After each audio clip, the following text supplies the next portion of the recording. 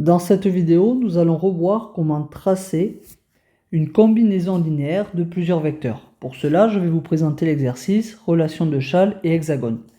Dans cet exercice, on considère la figure suivante, qui est constituée de plusieurs hexagones. Le but de l'exercice va être de compléter les trois égalités vectorielles qui sont affichées à l'écran.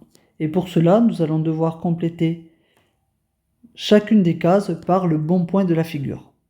Commençons par la première égalité vectorielle. Il s'agit de tracer le représentant du vecteur OK plus EF, dont l'extrémité est F, et ce que l'on veut, c'est qu'on veut déterminer l'origine de ce vecteur. Nous allons donc tracer dans un premier temps un représentant du vecteur OK plus EF. Je trace donc le vecteur OK, et je vais tracer à la suite de ce vecteur le vecteur EF, comme ceci. D'après le cours, un représentant du vecteur OK plus EF est donc le vecteur que je vais tracer ici en vert. Il va falloir tracer un représentant du vecteur en vert dont l'extrémité est F. Donc ici, le représentant du vecteur en vert dont l'extrémité est F est donc le vecteur IF. Si bien que dans la première case, je vais devoir mettre le point I.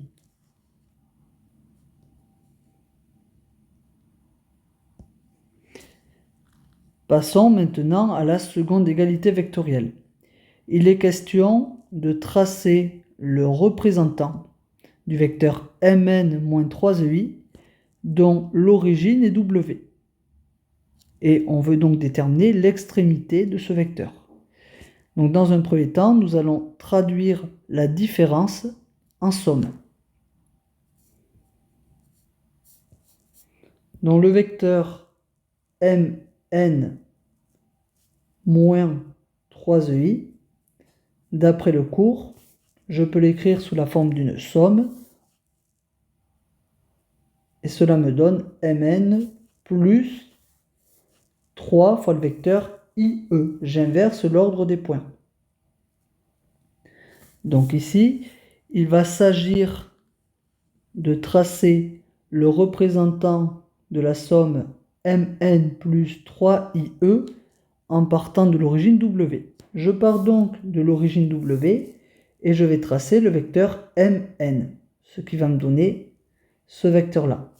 Et je vais tracer à la suite le vecteur 3 fois IE, qui est le vecteur qui a une longueur 3 fois plus grande que le vecteur IE que je suis en train de tracer.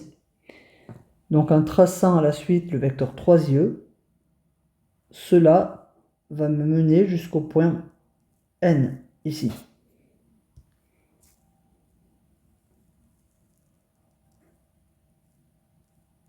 Voilà. Donc ici, le vecteur Mn plus 3IE d'origine W est donc le vecteur que je vais tracer en vert. Il s'agit du vecteur Wn. Ainsi, l'extrémité de ce vecteur est le point N. Il va donc falloir mettre dans la case de la seconde égalité vectorielle le point N.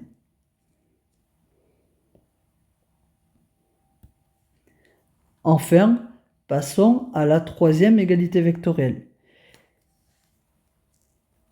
Il va s'agir de tracer un représentant du vecteur GK moins ZW plus IE d'extrémité E.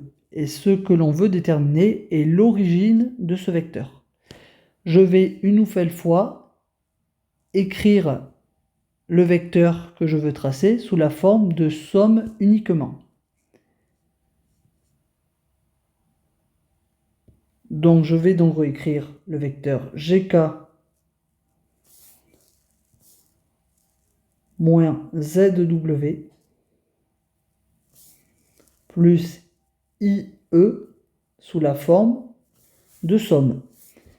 Donc ceci, d'après le cours, s'écrit comme GK plus WZ. Je retourne l'ordre des lettres de manière à faire apparaître une somme, plus IE.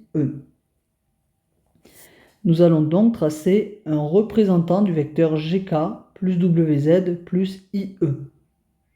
Pour cela, nous allons partir du point G.